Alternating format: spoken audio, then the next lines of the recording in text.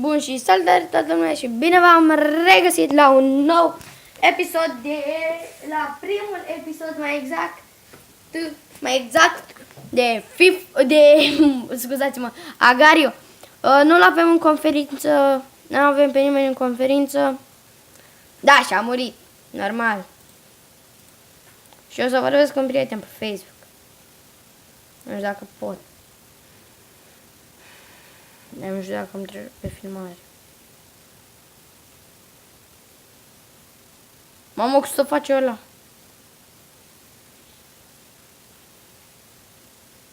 Mamă, cam fan. Uite aici. O de asta.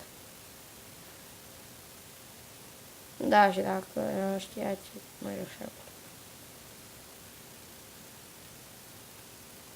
Stai să-l găsim pe prietenul meu Ștefan.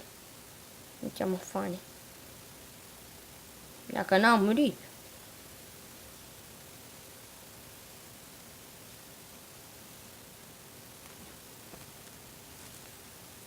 Bun, și am revenit.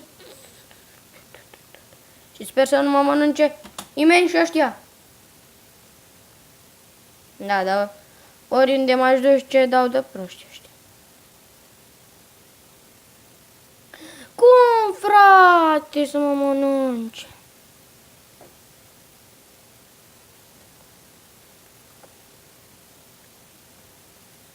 Parcă acum se spune și de asta. Eat me? Știu, a zis până.